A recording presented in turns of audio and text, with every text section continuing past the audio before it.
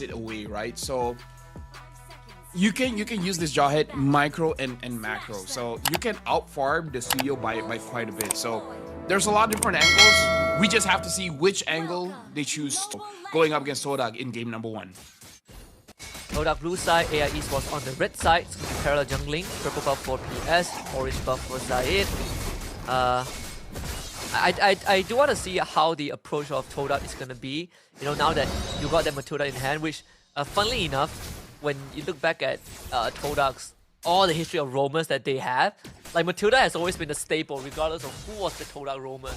You know, yeah, Lord, Hazelnut, Rafflesia, Yums. It's good to see that again.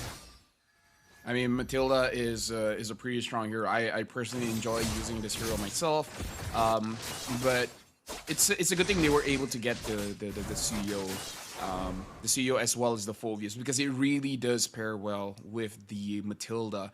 But we also have to see how they're gonna deal with this Hare. But before that, Zyme Senpai has to use the thing where he still gets caught. Zyme Senpai first blood over to PS.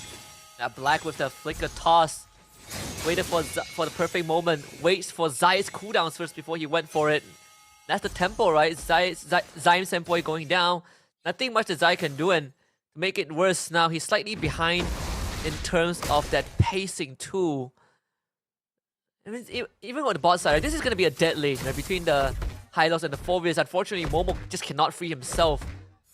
And top side too, like this Bruno is going to be pretty much the same as XP. You would just be defaulting farming ways, playing under the turret, and then Black is just taking up space from AI.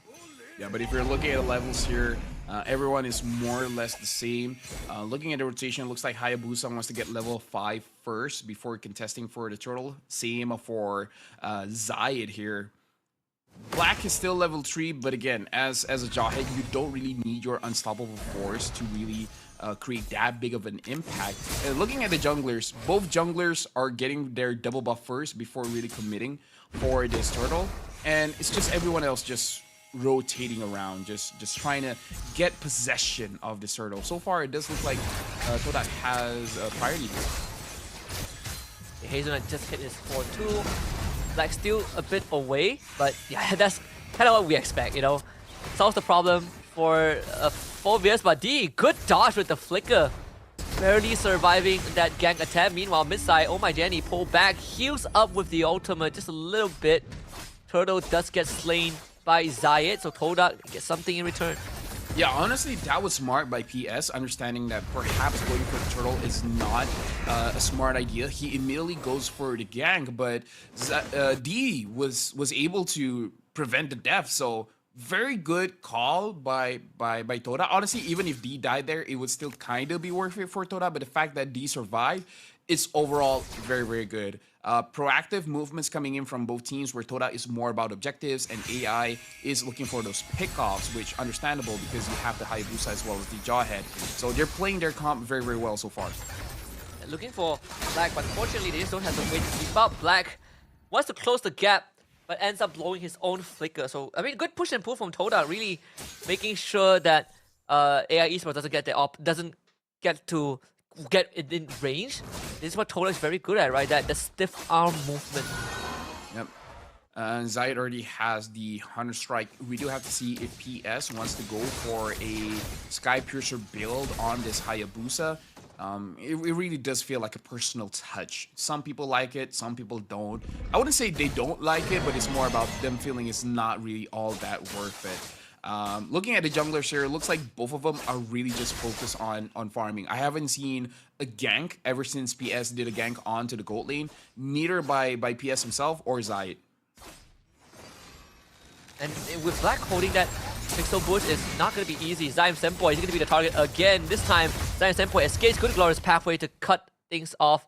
At least for Mudzi, he was trying to catch up, but unfortunately not able to do so in time. Zyme Senpai, I wonder if he was able to steal that ultimate on his way out. Either way, next turtle spawning top side. Yeah, but honestly, very good reaction, but even better respect. Understanding that if he gets caught, he will die immediately. using everything just to get out. That's very good. And now looks like he's able to use the glorious pathway to slow down Black, and Black becomes the first casualty in this fight. This is going to be a free-for-all for Momo. Nothing the AI can do about it. They just have to concede the turtle on the top side of Hazelnut. He has to bring his teammate to help D, who's just getting pressured by Alita. Zaman forces run out. Momo jump on top of him. Zayed also shows up. They're going to try and juggle the aggro. Alita will be forced to flicker. Oh My Jenny cut off as well by Zyme Sempoi. It's pulled back by the Sanguine Claws, but the damage not there for AI Esports. They will try to slow him down with the glorious pathway. Momo in the bush again. Just being the bouncer for TODAK stops any form of counter engage, and Momo himself goes in for more with Hazelnut by his side, refreshing the Infernal Pursuit left, right, and center. Hazelnut saves him. Top tier 1 for TODAK. Yeah, honestly, it's a 1-to-1 score, but actually a lot of action is moving forward. TODAK is, as you express what Trace usually says, the stiff arm movement where you're just stopping the engage all the time. And PS is not wasting any time, understanding the movements coming in from TODAK, going immediately for the side lanes, trying to get a free turret. Both teams, honestly, there is an advantage for TODAK, but they're playing this quite well because AI Esports, as long as they're not losing more than 2,000 gold, they will scale up very well. Yeah, they got the bottom one, the bottom turret too. See, AI Esports have a lot of focus on this mid to top side. First of all is to keep Alita safe. Wanting to get that turret as soon as possible. The rest of TODAK is going to be mid-side. Momo gonna follow PS, but thankfully the Quad Shadows are still there, so Momo not able to catch up to that. Manzi now becomes the second target, knocked out by the Circling Eagle. Momo actually going for more. Wants to look for Black and Alita, and now he's gonna get an ambush, but still Hazelnut to protect it in front of Pursuit. Heal back up. Zyme Sempoi to the back straight. 3-man terrified. Momo still goes down. Damage has been dealt, but TODAK now realizes they don't have enough output. Yeah. I mean, so far, I feel like that's a good call to end it just there. Previously, I feel like they would just force it, but this is good so far. And AI, even though TODAK has more than 2,000 gold here, I feel like it's still fine because not a lot of deaths are onto Alita or Oh My Jenny. None, in fact. Not sure how many stacks Oh My Jenny really has, but TODAK they do have to move a little bit faster. They need to be a little bit more. They need to show some urgency here. You say that they try to hit the backline. Zayed gets the turtle. Black is gonna redirect his unstoppable force. Eject Zyme Sempoi instead. What a catch from this man. Zayed now to try to take down Manzi with the help of D. Double kill for the Suyo. Again, both teams taking initiative, but TODAK comes out on top. Oh, but hold on, PS wants to move forward, but the shield is a little bit too much. Alita still gets the kill, but now Momo is on to Alita, but the kill goes over to Zayed Sempoi. The Evil Quiver was able to secure the kill there. I gotta say, right now, TODAK, the way that they're playing, reminds me of OG Blacklist. Like, this is very Ube-ish of TODAK.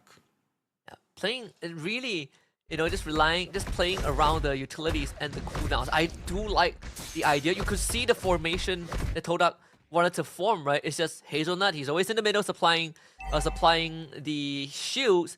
And then you have Momo. He's willing to throw his body. Like, we know him as a very selfless XP laner, true and true out. But TODAK are willing to trade their health for advantage. Even Zyme Sempoi willing to give himself up for a couple of damage, just so the rest of the damage dealers can come and clean up. 4k gold lead for TODAK. Yeah, now D Sempoi having that Malefic gun makes it so that they have a pretty strong siege right now. This push and pull that TODAK has been doing is going to be amplified a little bit more. But AI Esports, honestly, they don't have that great of a wave clear, but the way that they kind of clear is just attacking whoever wants to push. The damage from Hayabusa, from Sicilian, as well as from the Harif can be very oppressive. The slight weakness of AI is just that they're skill-based damage. Once the skills are done, then not a lot of damage can really be dished out. A lot of damage can be dished out by the Sicilian, but you still have to manage the mana. Once the mana is done, once the mana is out, you have to wait for the first skill to finish resetting, and then do it all over again. Here comes the more stacks you have. It feels it's essentially Granger, like a Granger mechanic, right? Like you could spam a lot more the more stacks you have, though. Lord. You see the amount of damage that Todak has. Again, the Malefic Gun is going to be a big part of the Sempoi's kit. Have the Harif on the bottom side. Black looking for D. Finally gets him, but there's a stagger in between, so they didn't end up killing him, and now Alita has to back off, knocked out by the circling Ego and Momo as well to help him. Alita escapes with his life. Good idea from AI Esports, but man, that was closer than it should have been. Dude, that was an amazing team fight. No one died, but the interaction between everyone, it was amazing. Like, Todak, they were moving forward, but then PS found an angle. He got a shadow onto D. He went onto D, but then immediately Todak fall back, trying to support the backline. And even AI Esports, the backline was getting targeted. It's just a lot was happening in one team fight. That was, no kills was traded, but that was actually beautiful to watch. Honestly, like if there wasn't like a stagger in between the engage from Black, that would have straight up been a brutal kill. So again, AI Esports, they are not scared to take the initiative. Loris pathway stolen again. Hazelnut found Black. Gonna bring Momo to him as D takes care of the turret. Again, Todak taking small steps to get themselves more and more lead. There was a 1v1 down bot. PS trying to take out Zayed, but was unsuccessful.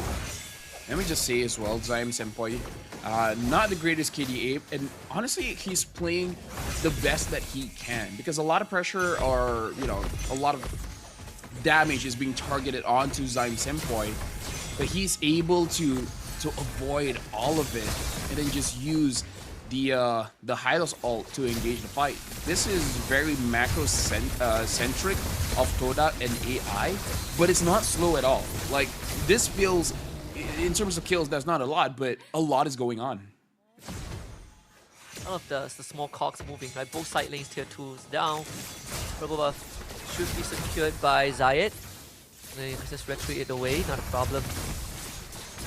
And this is going to be one of the few challenges that Black is going to face as a jaw hit. Right? As the game progresses, you die faster, but you still need to achieve the whole objective of, can I get that gotcha pick, right? That catch with my flicker. It's only going to get more and more complicated from this point onwards. Big power spike here where Alita has the Holy Crystal, but Zayed as well is able to get the Blade of Despair. 10,000 gold for Zayed, 7,000, well, almost 8,000 gold for the Hayabusa. The Hayabusa only has 2 items, Zayed has 4. And now it looks like Madzi got caught out. So much damage on the Madzi, you can't even move. They toss Momo back, but Momo safe again by the guiding wind. Black is dead. Alita looking to run away. All the shield from Hazelnut soaking up the damage. Zion Sempoi almost finds the kill onto Alita. So Todak find 2 more kills.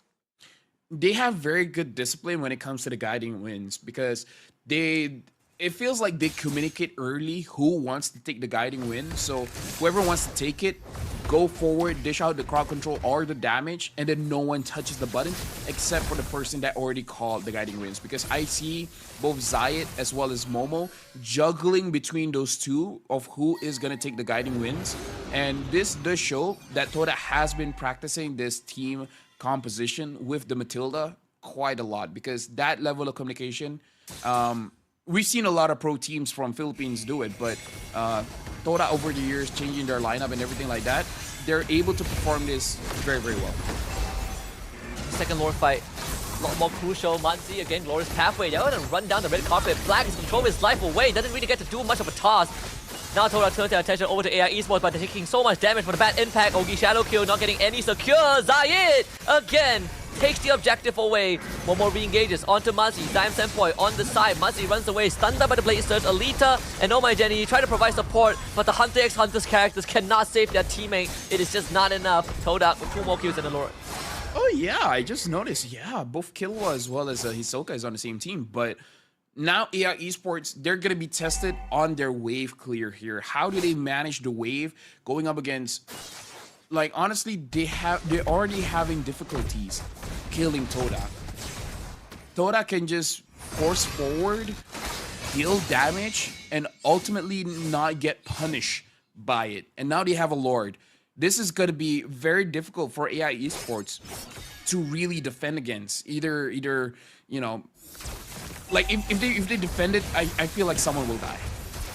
Yeah, but I guess this this Lord is still manageable, right? You lose one inhibitor, but in the event we get to the next Lord, which feels like we are going to get to that point eventually, you might have to start throwing bodies to defend the structures. You don't really have the best anti-siege. You have Harif and Cecilion, big burst. As time passes, these minions are going to get a lot more durable, and TODAK, like you said, Rafael, is going to keep on going. We need nothing much that AI can do about this, but to just try and stem the bleeding. Yeah, but AI is playing this so well. There are a few times where we see Black really overextending, trying to make some kind of play. Like, I can understand the argument that, okay, he's doing too much, he needs to relax, but at the same time, like you said, Husky, he has a job to do, and if he doesn't do that job, then it's not going to be feeling good to play as a roam. It's just a tough spot for a Jawhead to be in.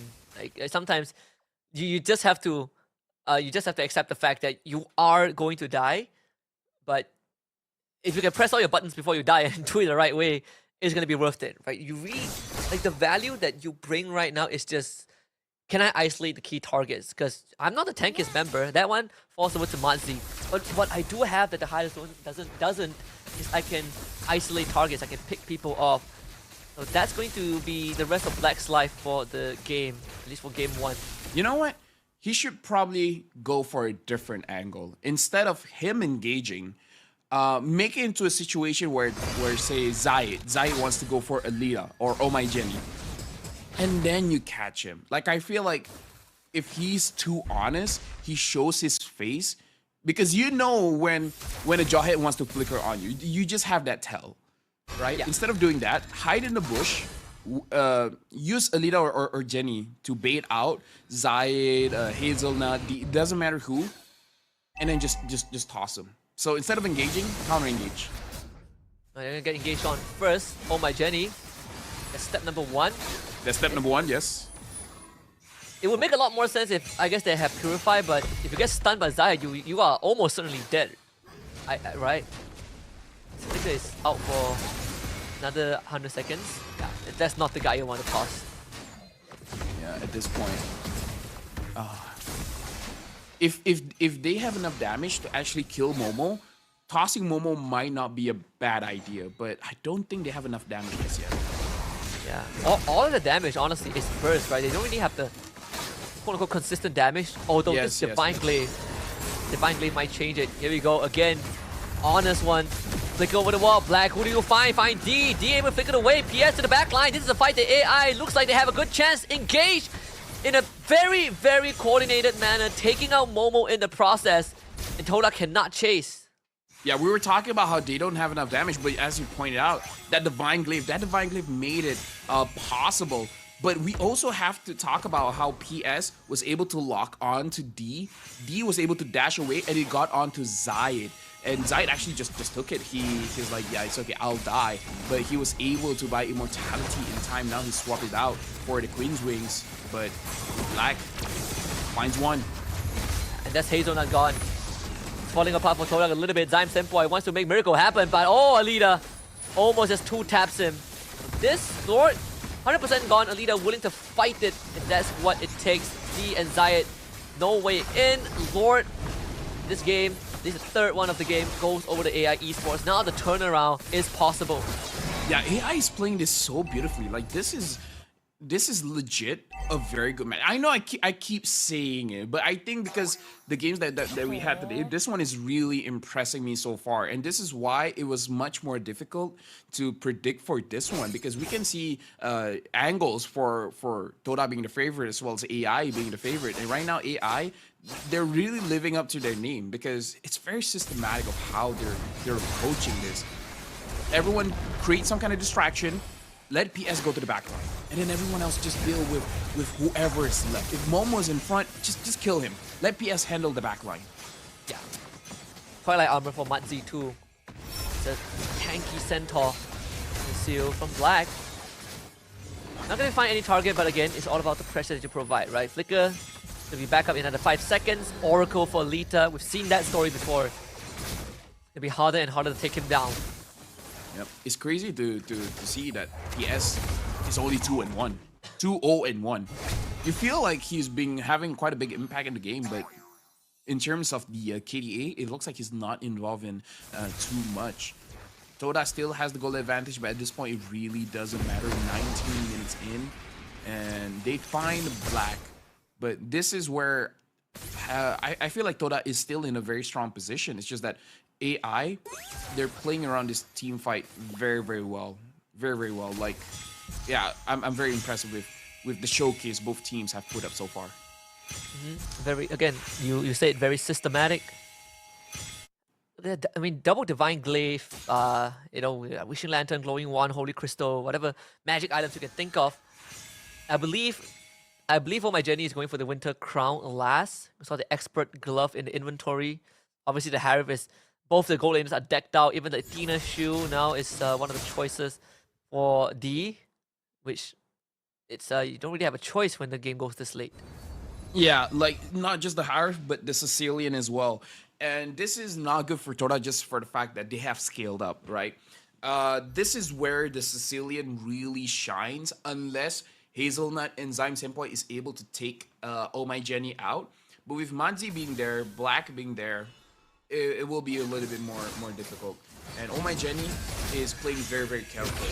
Keeps opening up the map with the bad impact. They're trying to go for Matzi, but this is truly an unkillable horse right now. Here comes Black. Very honest engage as a flicker. Almost get the toss up. Momo re-engages onto Black, but Alita is keeping them away. Him and Oh My Jenny doing just ridiculous amount of damage. And I mean, this is where you kind of see, like, the game, when the game goes ultra late and majors start getting the items, especially, you know, like Harry, Sicilian especially the skills, no amount of magic defense items can save you from that. Yep. Honestly, once the penetration items has been set up, yeah, defense items feels kind of not worth it anymore. But a legit question I have, does D have enough damage to deal against AI? And he might, but he can zone up a Black. Oh my god, that's a lot of damage. Mortality, the first step, he's gonna come back. Zaman forces use Momo to the back. Alita peeling away. Black saved by his own teammate. Ogi Shadow Kill from PS, able to disengage with Quad Shadows. D goes on forward, cannot find anything. Any sort of resources expended is good. So no immortality for Black, no flicker for him as well. But Momo, oh my goodness, almost got 2 tapped. Just like that. AI Esports wants to contest the Lord. PS, as the Shadow is going to run out. Oh My Jenny push back. Manzi in the red. Alita dashing past everyone.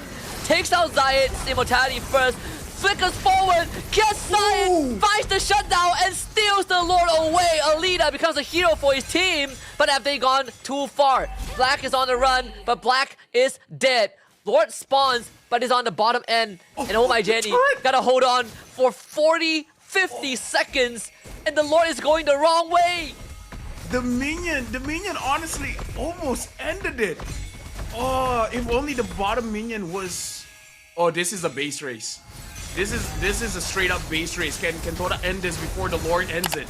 I think they can. Oh My Jenny, you can go into the Winter Crown. By Winter Crown exchange, D-Senpai ends the game. Game 1 for TODAK.